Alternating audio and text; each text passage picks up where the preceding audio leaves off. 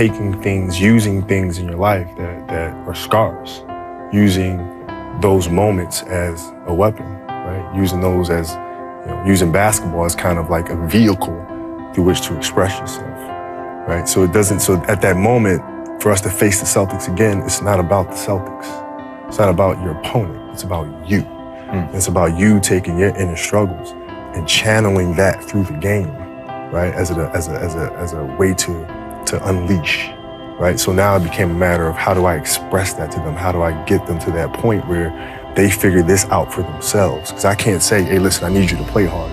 Well, I had to share my story. I had to open up to them and let them know I've dealt with things. This is the things that I use. This is how I go about focus. This is how I deal with adversity. This is how I deal with, arguing with my wife the day of the game and showing up to the game and still having that focus to be able to play. Like I used those things to open up with them. And then in turn, they were able to take those stories and make them their own.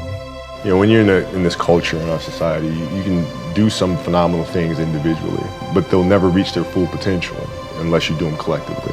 And you have to figure out how to do that. And Phil Jackson was great at it. He wouldn't just coach the team or coach the game, but he'd read everything about every single player. Learn about your history, how you grew up, how you were raised, where were you raised.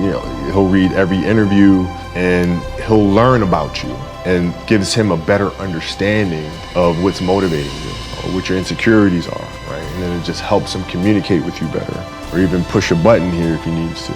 It's because our goal is to win a championship. And we can get through the Western Conference with you playing this way. But in the East, we can dominate them inside with Shaq in the post. But if you continue to do this, we'll lose Shaq.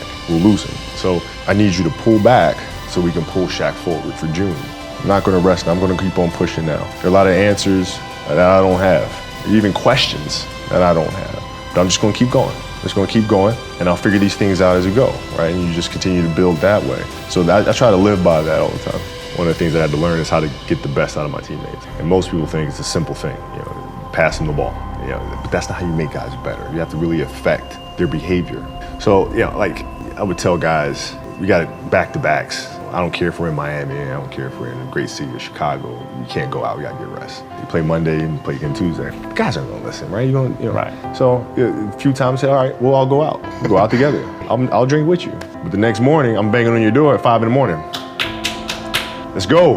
I hung out with you, now you come hang out with me. Wow. This is what we do, all right, let's go. And we're at the gym, we're working out, right? We hit the bus, we go to practice, we play that night. And they're dead. And they're like, lesson learned. Listen, if you're gonna do that, but don't let that compromise what we're here to do. This is why we're here. This is why you're here in the first place.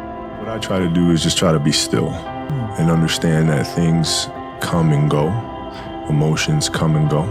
The important thing is to accept them all, to embrace them all, and then you can choose to do with them what you want versus being controlled by emotion. A lot of times I've seen players, even myself, when I was younger, being consumed by a particular fear, and to the point where you're saying, okay, nah, it's not good to feel fear. I shouldn't be nervous in this situation, like nah. And it does nothing but grow. Versus stepping back and saying, yeah, I am nervous about this situation. Yeah, I am fearful about this situation. But what am I afraid of? And then you kind of unpack it. And then it gives you the ability to look at it for really what it is, which is nothing more than your imagination running its course,